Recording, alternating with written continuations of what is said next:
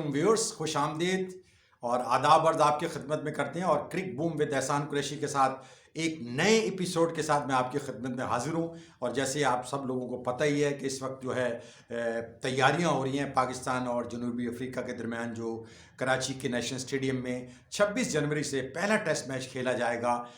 बहुत ज़बरदस्त तैयारी कर रही है। पहले साउथ अफ्रीका की टीम ने कराची जिमखाना में प्रैक्टिस की क्योंकि क्वारंटीन में थे, लेकिन जब वो क्वारंटीन से क्लियर हो गए तो उनको अलाउ कर दिया प्रैक्टिस के लिए।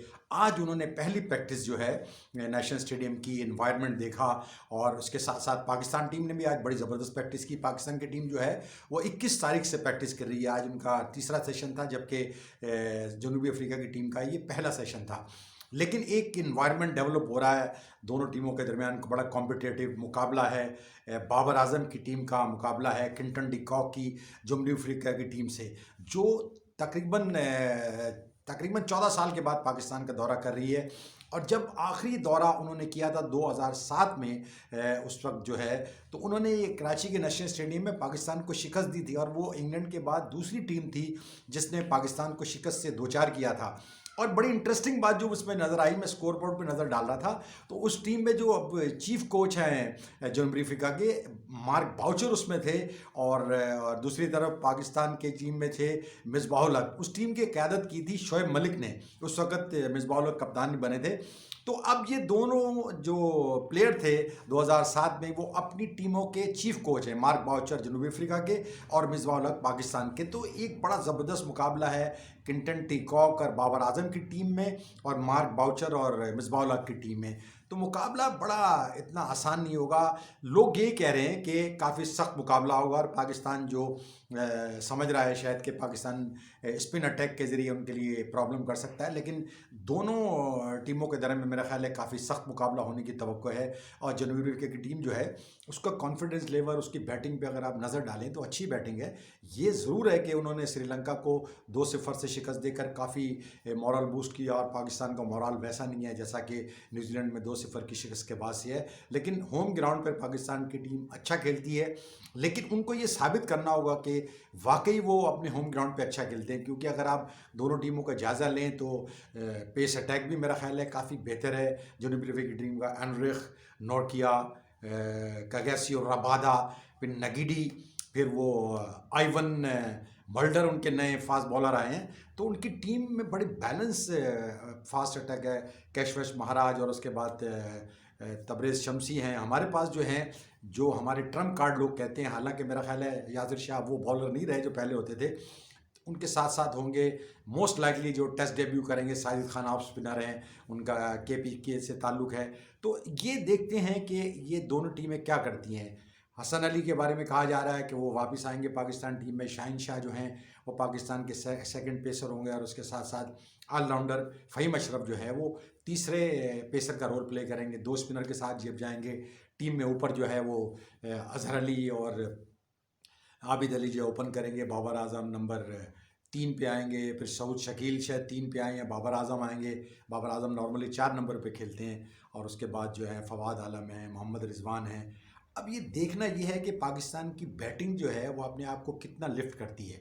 वो पाकिस्तान के लिए सबसे बड़ा मरहला जो है उसकी बैटिंग है। लेकिन अब होता वही है ना कि बातें करते करते हम भूल जाते हैं। देखें, आपसे हम दरख्वास्त करना तो भूलेंगे नहीं की सूरत में कि आप हमारे यूट्यूब चैनल को सब्सक्राइब करें, लाइक करें और अपने दोस्तों में शेयर करें। आप लोगों का रिस्पांस जो है काफ़ी बेहतर हो रहा है, लेकिन बहरहाल आपकी सपोर्ट के बगैर जो है वो आगे ये गाड़ी चल नहीं सकती। तो आप हमारे इस चैनल को सब्सक्राइब करें, इसको देखें, अपने दोस्तों में शेयर करें ताकि हम आपको लेटेस्ट खबरें दें।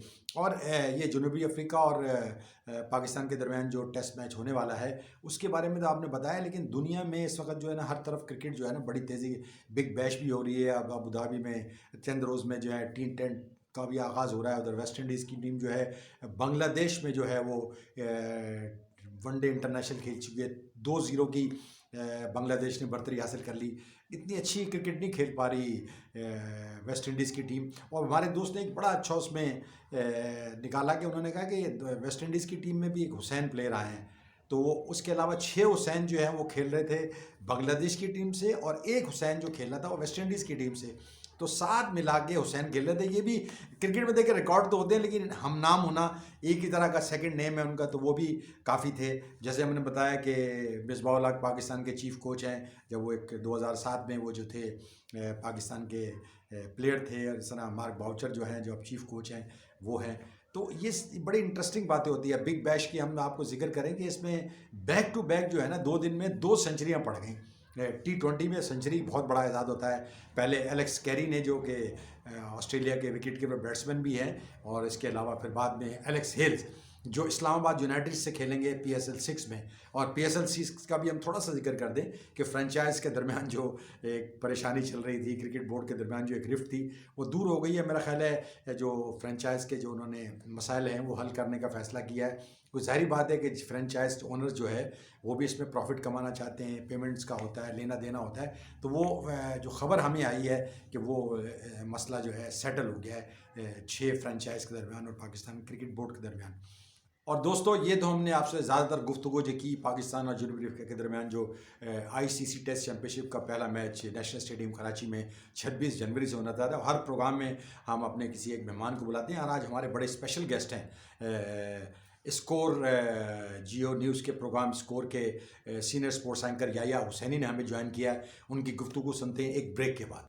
और दोस्तों, जैसे कि हमने आपको बताया था, आज हम आपकी मुलाकात करा रहे हैं सीनियर एंकर पर्सन और स्कोर के popular presenter Yahya Hussaini. Yahya, welcome to the show. अस्सलाम भाई, और आपके तमाम देखने वालों को अस्सलाम वालेकुम। वालेकुम अस्सलाम। याया, पाकिस्तान और जनूबी अफ्रीका के दरमियान जो है टेस्ट मैच की तैयारियां जो हैं वो अपने उरूज पर पहुंच गई हैं। अब से 3 दिन के बाद हम एक्शन देख चुके होंगे, और इसी टाइम पे पहले दिन का खेल जो है वो खत्म हो चुका होगा।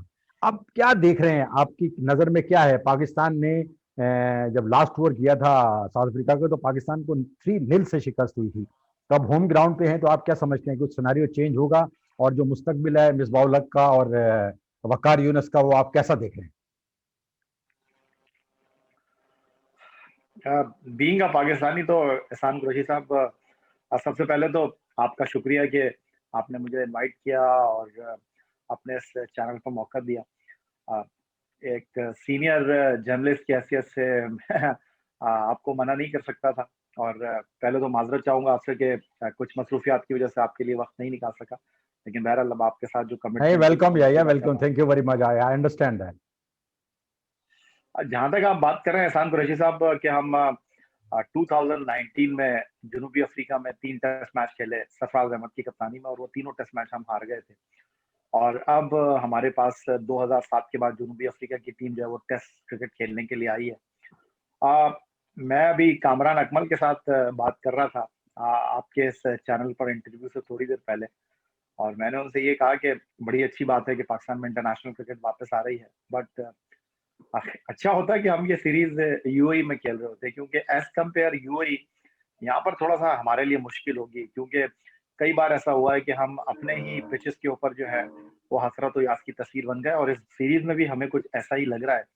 और ऐसा लग रहा है कि पाकिस्तान का सबसे बड़ा मसला कराची टेस्ट मैच है। मोहम्मद यूसुफ साहब हाई परफॉर्मेंस सेंटर के बैटिंग कोच आ गए हैं, फिर सकलान मुश्ताक साहब आ गए हैं, उसके अलावा ब्रैड बर्न साहब आ गए हैं। तो ऐसा लग रहा है कि पाकिस्तान में क्रिकेट का जो मुस्तकबिल है वो इस कराची टेस्ट के साथ ही जुड़ा हुआ है। और जहां तक आप बात कर रहे हैं कराची टेस्ट मैच की, तो बड़ा मुश्किल है मेरी अपनी जाती राय में ये टेस्ट मैच। और मैं स्टेट आपसे बिल्कुल खुलकर बोलूंगा कि यहाँ पर मुझे पाकिस्तान के मुकाबले में जनूबी अफ्रीका की टीम के ज्यादा चांसेस लग रहे हैं। अच्छा, ये जो आपने अभी जिक्र किया, यूसुफ भी आ गए हैं, ब्रेड बन भी आ गए हैं, सकलैन मुश्ताक भी आ गए हैं, तो आप समझते हैं, और इसके अलावा ऑलरेडी 8-10 का कोचिंग स्टाफ तो मौजूद है पाकिस्तान टीम के साथ, तो आप समझते हैं कि बहुत से मुल्लाओं में ये कहीं मुर्गी हराम ना हो जाए? ये थोड़ा सख्त बोल गए आप, लेकिन मैं ये कहूंगा कि वो खाना बन रहा होता है ना, और बहुत सारे चम्मच लग जाते हैं, तो फिर खाना जो है ना उसकी इफादियत वो नहीं रहती, शायद मसाले तेज हो जाते हैं। तो आपने तो बहुत ही, मेरा मतलब है वो कहते हैं ना, कुल्हाड़ा चला दिया। मैं थोड़ा सा इसमें हल्के अल्फाज का इस्तेमाल करना चाहूंगा। ऐसा ना हो ये हल्के मसाले वाली देग जो है वो बहुत ज्यादा तेज मसाले वाली हो जाए, और उसके बाद आप ढूंढते रहे कि हाथ किसने लगाया था, मसाला किसने डाला था। और समझ से बाहर है मेरे। कोई प्लानिंग नजर नहीं आ रही। ब्रेड बन को आप लेकर आए हैं, एक फील्डिंग कोच की हैसियत से वो डिलीवर नहीं कर सके, अब आपने उनको हाई परफॉर्मेंस सेंटर का जो है वो हेड बना दिया है कोचेस का। नदीम खान साहब जो हैं वो हाई परफॉर्मेंस सेंटर को जिस तरह चला रहे हैं, उसका तो मैं क्या कहूँ कि अल्लाह ही हाफिज है।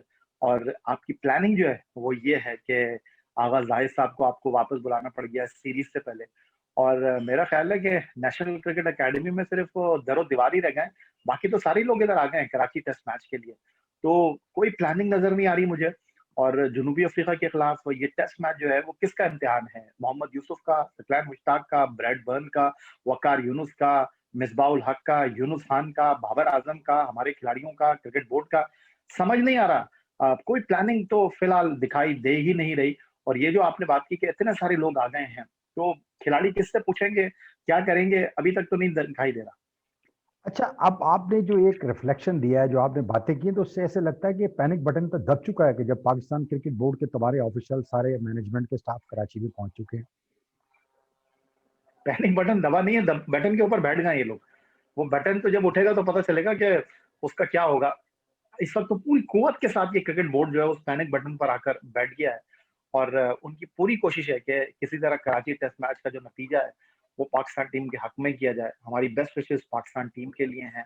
लेकिन एहसान कुरैशी साहब, बात दरअसल ये है कि हु इज रिस्पॉन्सिबल? आपने कहा कि 11 रुकनी टीम का इंतखाब बाबर आजम करेंगे, 16 रुकनी टीम का इंतखाब मोहम्मद वसीम करेंगे, तो क्या मिसबाउल हक जो है वो सिर्फ खिलाड़ियों पर नजर रखने के लिए आए हैं? मिसबाउल हक ड्रेसिंग रूम में वो जो चाय बनेगी, वो जो खाना आएगा, वो खाने के लिए आए हैं? समझ नहीं आ रहा। और अब आपने जो है वो इस मझदार में मोहम्मद यूसुफ को भी उतार दिया है, सकलैन मुश्ताक को भी उतार दिया है। कोई थिंकिंग दिखाई नहीं दे रही। और पैनिक बटन की जहां तक आप बात कर रहे हैं, पैनिक बटन तो ऑन है, और पैनिक बटन तो दबेगा कैसे? ये सारे उसके ऊपर बैठे हुए हैं। और इस पैनिक बटन को आप ये कहें कि दबने के बाद कितने लोग इस पैनिक बटन के जो असरात होते हैं उससे महफूज नहीं रहते, ये तो मुझे नहीं पता। लेकिन फिलहाल तो मुझे ऐसा लग रहा है कि वकार यूनुस और मिसबाउल हक की कश्ती जो है वो बीच मझधार में फंस गई है। और ना ना करते हुए भी उन्होंने सकलैन मुश्ताक को, मोहम्मद यूसुफ को इस कैंप में अलाउ किया। लेकिन आप देखें कि उन्होंने तो अपने मुंह पर टेप लगा लिया, लेकिन हर सेंटर से, हर जगह से जो है वो तनकीद हो रही है कि भाई चलें ठीक है, आपके पास स्पिन बॉलिंग का कोई दिग्गज खिलाड़ी नहीं है, बड़ा खिलाड़ी नहीं है, बड़ा नाम नहीं है, तो सकलैन मुश्ताक को आप कह सकते हैं कि चलें ठीक है जी, सकलैन मुश्ताक को आप अकोमोडेट कर सकते हैं इस कैंप के अंदर। लेकिन यूनुस खान के होते हुए, मिसबाउल हक के होते हुए, यूसुफ क्या सिखाएंगे, यूसुफ क्या बताएंगे? अब आपकी टीम में बाबर आजम चले, उनको आप थोड़ा साइड में कर लें। अजहर अली 80 से ज्यादा टेस्ट मैच खेले हुए हैं।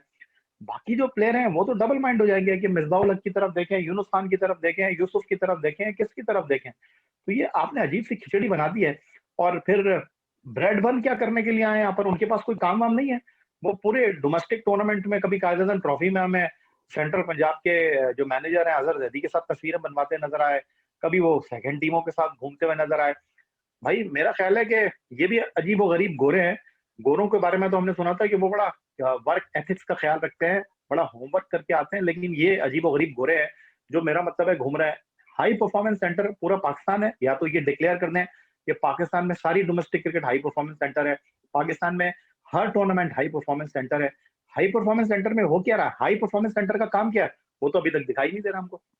ये आपने बड़ी अच्छी कह दी। बिल्कुल ऐसे लग रहा है कि कंफ्यूजन चल रहा है लेकिन अब जैसे हमारा यहाँ लोग जहनी तौर पर ये तैयारी कर रहे हैं कि जी ये जो हम अपने स्पिन हथियार के जरिए, जैसे आपने भी अपने ट्विटर पे अपने 11 खिलाड़ियों की टीमों का ऐलान कर दिया, आपने भी उसमें साजिद खान को रखा है, तो हमारा बड़ा इंटरेस्टिंग है कि खुद हम स्पिनर पे बड़े कमजोर हैं।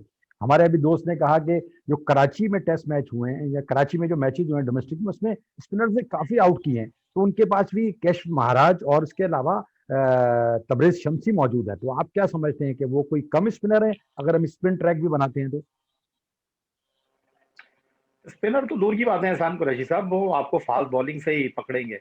आपने अगर कुछ घंटे पहले रबादा का जो एक स्टेटमेंट सामने आया है, उन्होंने कहा है कि शाम में जो ठंडी हवा चलेगी, शाम का जो सेशन होगा वो उनके लिए बड़ा सूदमंद होगा। वो तो यहाँ खेले ही नहीं है।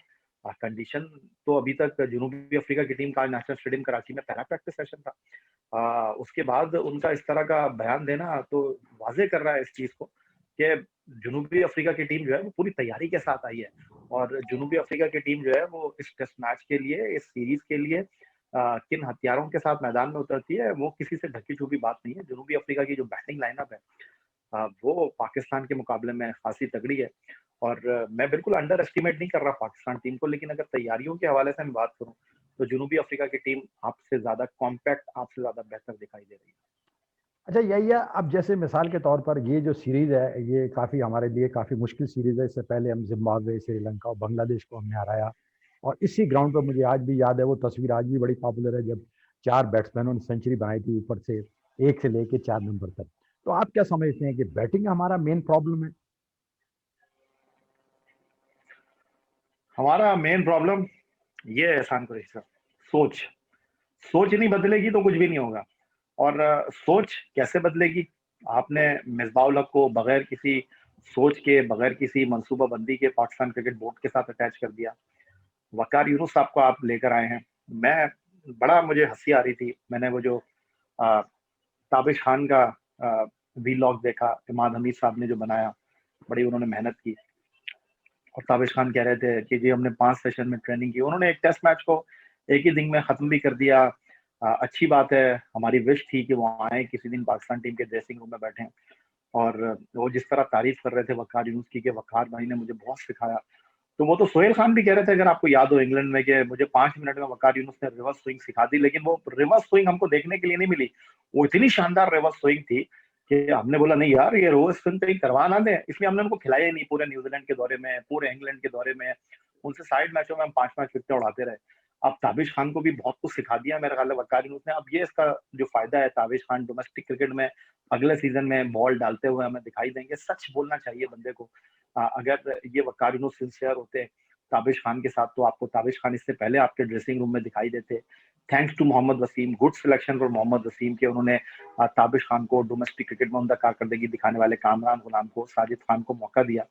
लेकिन यहाँ पर जो आप मसला पूछ रहे हैं वो बहुत ही सीधा मसला है, और वो सीधा मसला ये है कि ना आपकी कोई सोच है, ना आपकी कोई मंसूबाबंदी है, और यहाँ पर वो चीज आया हो गई है कराची टेस्ट मैच में। जिस तरह आपने बहुत ज्यादा पैनिक क्रिएट किया है, और जिस तरह आपने मोहम्मद यूसुफ को बुलाया, देखिए मैं तनकीद करने वालों में नहीं हूँ। सब जो आपके दोस्त अहबाब हैं, जो इस फील्ड में काम करते हैं, वो हैरान है, परेशान है।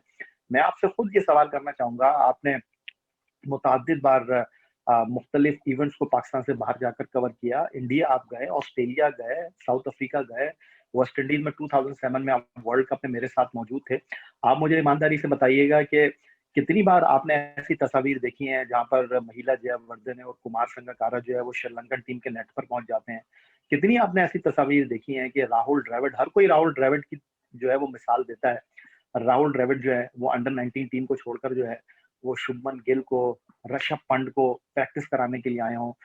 महेंद्र सिंह धोनी ने कितनी बार जो है वो वधुमान साहा और ऋषभ पंत को जो है विकेट कीपिंग के गुर सिखाए हैं। कितनी ऐसे आपने तस्वीर देखी हैं? आपने कितनी ऐसी तस्वीर देखी हैं? सचिन, रमेश तेंदुलकर से तो कोई बड़ा बैट्समैन है नहीं, अभी उनको छोड़ दें। अभी आप देखेंगे सौरव गंगुली बीसीसीआई के प्रेसिडेंट बने हैं, भाई वो अगर ग्राउंड में आ जाएं, वो अगर सिखाने लग जाएं, तो किसी में दम है कि उनको मना कर दे? इतना बड़ा कप्तान इंडिया का, इतना बड़ा बैट्समैन हमने तो नहीं देखा। यहाँ पर वसीम खान बल्ला लेकर खिलाड़ियों को जो है वो सिखाने के लिए पहुंच जाते हैं। तो यहाँ पर अपने काम के अलावा जो है ना, जैसे हमारे वजीर अपने काम के अलावा पूरी दुनिया के कामों पर तबसरा करते हुए, माजी की हुकूमतों पर तबसरा करते हुए आपको दिखाई देंगे। क्रिकेट बोर्ड में भी यही हाल है, अपने काम के अलावा सारे काम कर रहे हैं। मोहम्मद यूसुफ से जरा आप पूछे, मोहम्मद यूसुफ जो है ऐसा लग रहा है कि जिप लग गई है। जिप खरीदी है पाकिस्तान क्रिकेट बोर्ड ने, क्रिकेटर्स को नहीं खरीदा। पाकिस्तान क्रिकेट बोर्ड ने जो जिपे लगा दी हैं इनके मुंह पर। मोहम्मद यूसुफ जिस तरह तनकीद कर रहे थे मिसबाह उल हक की सिलेक्शन पर, अब उनको सब कुछ अच्छा दिखाई दे रहा है।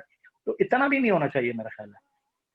अच्छा यही, अब इन सारी चीज़ों का आपका भी एक वसी तजर्बा हो गया है, हम भी ये सारी चीज़ें देख रहे हैं, इसका इलाज क्या है इन सारी बीमारियों का? क्योंकि ऐसा लगता है कि हम सिर्फ अपने ज़ात तक महदूद हो गए हैं, और जो क्रिकेट के लिए होना चाहिए, क्रिकेट को हमारे यहाँ बड़ा अच्छा ब्रांड है, इसका इलाज क्या आप समझते हैं? नहीं नहीं, इलाज तो है ही नहीं कोई।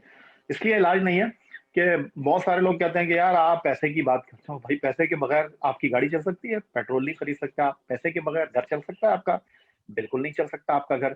अब आप मुझे बताइए, अंडर 19 टीम का कैंप लगा हुआ है, फास्ट बॉलर जो नेशनल हाई परफॉर्मेंस सेंटर के हेड कोच है मोहम्मद जाहिद, वो पाकिस्तान में नहीं है। सकलैन मुश्ताक कराची में मौजूद हैं, बैटिंग कोच मोहम्मद यूसुफ कराची में मौजूद हैं। एक ले दे के जो है वो एजाज अहमद रह गए हैं और वो अनलकी रहे, वो जनाब फंस गए वहां पर। और मुश्ताक अहमद साहब जो हैं वो T10 लीग में चले गए हैं। यार ये क्या मजाक हो रहा है। और उसके बाद जो बांसुरी बजाने वाले हैं, कुछ जो ऐसे लोग हैं जो मेरा मतलब है उन्होंने भी इस बहती गंगा में हाथ धोए, किसी को कमेंट्री मिल गई, किसी को प्रेजेंटेशन मिल गई, किसी ने जो है वो सोशल मीडिया पर जो है वो गाना शुरू कर दिया, तारीफों के पुल बांधने शुरू कर दिए। ऐसे भी किरदार आपको बहुत सारे मिलेंगे और बेचारे क्या करें, कुछ ना कुछ तो धंधा चलाना है। तो वो धंधा चलाने के लिए ऐसे जमीन आसमान के कलाबे मिला रहे हैं। बहरहाल नहीं थे कहीं, अब बहुत जगहों पर आपको ऐसे कैरेक्टर नजर आएंगे। तो उन कैरेक्टरों ने जो है वो और मार्केट को खराब कर दिया है। मार्केट को खराब करने से मेरी मुराद ये है कि उन्होंने जो रही सही कसर थी वो भी जो है वो पूरी कर दी है। पूरी जिंदगी कुछ नहीं कर सके, अब तारीफों के पुल बांधकर जो है वो लाइमलाइट में आने की कोशिश कर रहे हैं। अच्छा यही, अब आते हैं हम साउथ अफ्रीका की टीम की तरफ। आपने जैसे कहा कि एक जाहिर बात है, इसमें कोई शक नहीं है कि जनूबी अफ्रीका की, अगर जो क्रिकेट समझता है, अगर आप दोनों टीमों को कंपैरिजन करें तो बड़ा फायर पावर है उनके पास, चाहे वो बैटिंग में टॉप से एडन मार्करम हो या बबूमा हो या डीन एल्गर हो या किंटन डी कॉक हो या फाफ डुप्लेसिस हो। फिर उसके बाद उनके पास पेस अटैक में बड़ा ज़बरदस्त है, नगीडी हो गए, रबादा हो गए, फिर नए जो आए हैं वियान मोल्डर आए हैं, वो बड़ी ज़बरदस्त बॉलिंग करते हैं। तो ये आप कैसे कंपेयर करें? उसके बाद स्पिनर का जैसे मैंने जिक्र किया, महाराज और तबरेज हैं। तो क्या हम तो लगता है कि हमारी टीम, अगर आप ऑन रिकॉर्ड देखें तो बहुत पीछे है इनसे। देखिए एहसान कुरैशी साहब, वसीम ने जो सिलेक्शन की है ना, उस सिलेक्शन के ऊपर एक बड़ा अजीब सा तासुर मुझे मिल रहा है। और वो तासुर मुझे ये मिल रहा है कि पहली मर्तबा ऐसा हुआ है कि हमारे जो फॉर्मर क्रिकेटर्स हैं उनके आंसू निकल गए हैं। हमारे जो फॉर्मर क्रिकेटर्स हैं, क्या मुझे ये लफ्ज इस्तेमाल करना चाहिए, नहीं, उनको हजम नहीं हो रही वसीम की सिलेक्शन। सोशल मीडिया ने वेलकम किया मोहम्मद वसीम की सिलेक्शन को। बहुत से मेरे दोस्तों ने मुझसे कहा कि क्या सिलेक्शन है, पेपर पे तो ये बहुत कमजोर टीम लग रही है आपको, लेकिन मैं अगर आपसे ये पूछूं कि मुझे बताइए कौन सा ऐसा प्लेयर है जो बाहर रह गया है, आपके पास जवाब नहीं होगा। सिंपल, मेरे ने जब मुझसे सवाल किया, मुझे व्हाट्सएप किया, उनसे भी मैंने यही पूछा तो उनके पास जवाब नहीं था। तो यही आपके पास ले दे के टीम है। अब ये नहीं है कि उन्होंने 9 अनकैप्ड प्लेयर को इस 20 रुकनी स्क्वाड में रखा है तो 9 के 9 खेल जाएंगे। सिर्फ 2 ही टेस्ट डेब्यू कर रहे हैं इस 11 रुकनी टीम में। बाकी टीम में तो कोई ऐसी तब्दीली है नहीं। लेकिन मोहम्मद वसीम ने बिल्कुल जो है वो कहते हैं ना कि 90 डिग्री के जाविये से सारी चीजों को तब्दील कर दिया। उन चीजों को जिनको मिसबाह-उल हक और वकार यूनुस लेकर चल रहे थे, उन्होंने उनके 5 खिलाड़ियों को टीम से बाहर कर दिया जो कि क्राइस्टचर्च का आखिरी टेस्ट मैच खेले थे। अगर आप मवाजना करना चाहते हैं पाकिस्तान और जनूबी अफ्रीका की टीमों का, तो जनूबी अफ्रीका की टीम 2-0 से टेस्ट सीरीज श्रीलंका से होम ग्राउंड पर जीत कर आ रही है। पाकिस्तान 2-0 से न्यूजीलैंड से टेस्ट सीरीज हार कर आ रही है।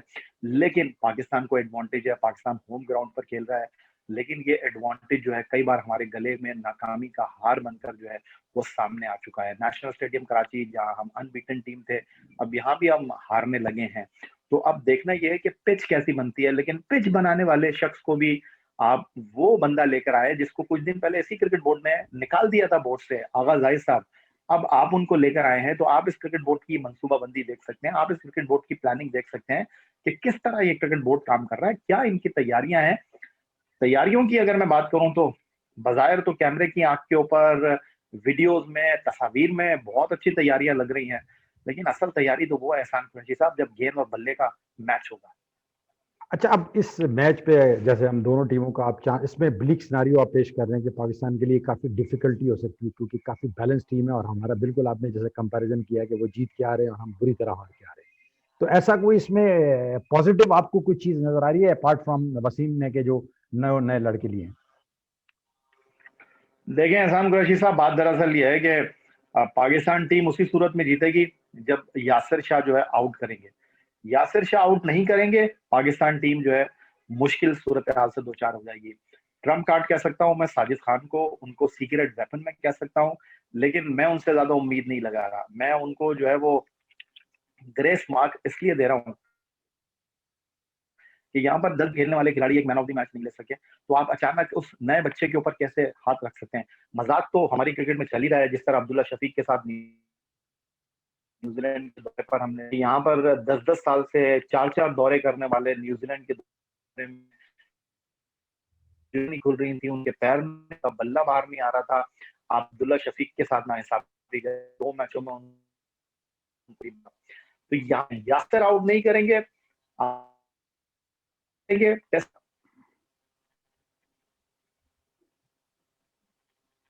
अच्छा ये जो हारिस रऊफ को लिया है, लोग कहते हैं कि ये वाइट बॉल क्रिकेटर हैं, उनको फास्ट बॉलर आपने लिया है एज ए टेस्ट टीम में, तो आप समझते हैं कि उनका कुछ चांस है इस टीम में पाकिस्तान के साथ, या हसन अली और फ़हीम अशरफ और शाहीन शाह के साथ हम जाएंगे?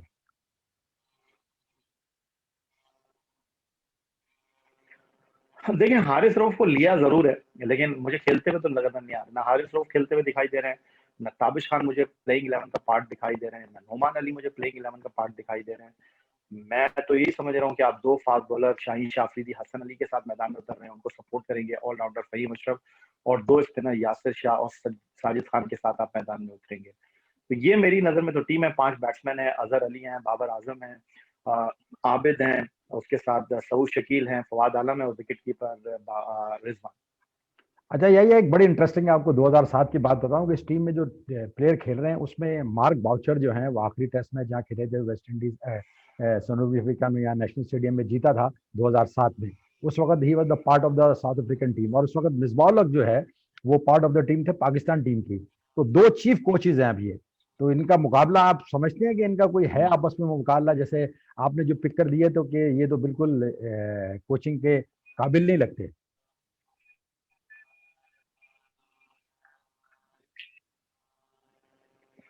देखिए, मुकाबला तो एहसान कुरैशी साहब वहाँ होता है जहाँ पर वाकई कुछ आपको दिखाई दे रहा हो।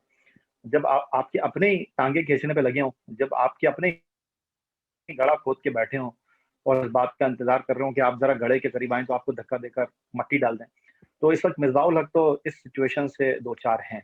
और बाउचर की जहां तक आप बात कर रहे हैं, कितने लोगों ने मार्क बाउचर की बात की, आपने आज बात की है, कितने लोग इस चीज को डिस्कस कर रहे हैं कि जनूबी अफ्रीका के कोच जो हैं वो मार्क बाउचर हैं, जिनकी आंख के ऊपर गेंद लग गई थी, जिनकी आंख जो है वो जाया होते होते बच गई थी।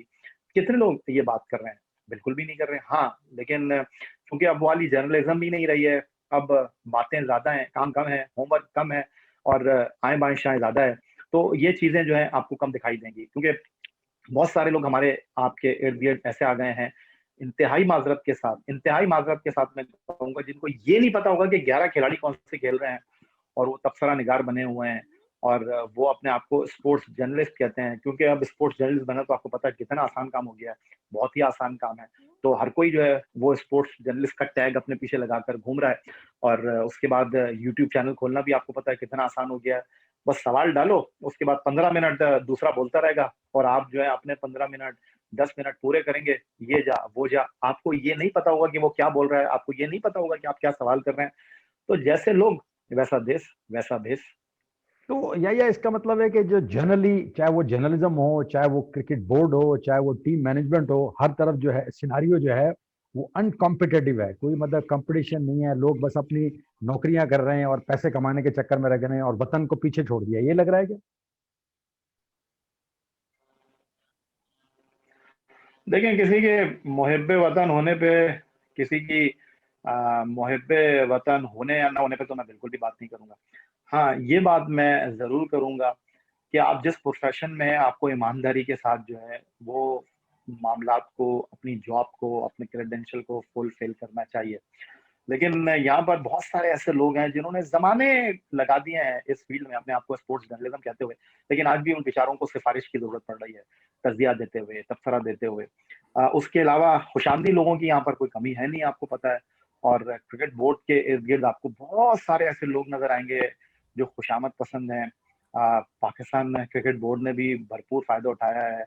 आप सोशल मीडिया पर देख लें कैसी तारीफें कर रहे हैं, आप 2-4 ट्वीटें मारे हैं, वो बोलेंगे यार ये ब्लैकमेलर हैं, ये तो लिफाफा साफी हैं, इनको क्या आता है। तो ये बातें भी हम सुनते रहे। आप यूट्यूब चैनल की बात करें, आप वहां पर तबसरा करें, अकॉर्डिंग टू सिचुएशन बात करें, नहीं देखेंगे लोग, क्योंकि यहाँ पर भी अभी टाइम लगेगा लोगों को। लेकिन आप आए बाएं शाएं बोंगियां मारें तो आप देखें कि कैसे लोग आपकी आए बाएं शाएं करते हैं, लोग आपकी कैसी तारीफें करते हैं। तो माजरत के साथ, ना हमारा उन लोगों के साथ मुकाबला था, ना हमारा उन लोगों के साथ मुकाबला है। जो जैसा कर रहा है वो वैसा करता रहे। हर आदमी अपने फेल का, अपने अमल का ज़िम्मेदार है और इंतहाई माज़रत के साथ पाकिस्तान क्रिकेट पर तो बात करना बहुत आसान है। पाकिस्तान क्रिकेट टीम के खिलाड़ियों को टेलीविज़न पर आप देखें, उसके बाद 2 ट्वीटें पढ़ें, 2 आर्टिकल पढ़ें, उसके बाद तबसरा करने लग जाएँ, उसका स्ट्राइक रेट क्या है, वो कैसे खेलता है। बहुत आसान है इस तरह बातें करना।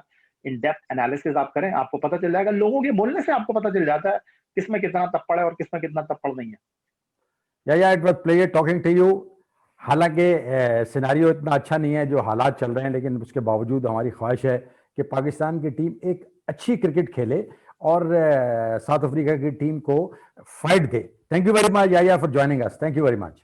बहुत शुक्रिया एहसान, आपने इनवाइट किया। Thank you very much once again और आपके लिए मेरी बेस्ट विशेज़। आप हमारे सीनियर हैं और एक बार फिर आपका बहुत शुक्रिया। याया हुसैनी का आपने इंटरव्यू सुना। बात करते हैं बमांगे दहल, सच्ची बात करते हैं, खरी बात करते हैं। लोगों को बाज़-औक़ात बुरा भी लगता है कि वे पाकिस्तान की टीम के बारे में तनकीद करते हैं, क्रिकेट बोर्ड की पॉलिसीज़ के बारे में तनकीद करते हैं, लेकिन बातें सच्ची होती हैं। अब जिस तरह एक जमघटा यहाँ लग गया है, हाई परफॉर्मेंस सेंटर जो लाहौर का, वो सारे यहाँ जमा हैं पाकिस्तान टीम के तैयारियों में। हालांकि ये अजीब सा है कि पैनिक बटन दबा हुआ है। बहरहाल पाकिस्तान क्रिकेट इस तरह ही चलती है, बहुत से लोग जमा हो जाते हैं। पाकिस्तान क्रिकेट इस वक्त मुश्किल वक्त से गुजर गई है। न्यूजीलैंड में पाकिस्तान को शिकस्त हुई, इससे पहले इंग्लैंड में पाकिस्तान को शिकस्त हुई।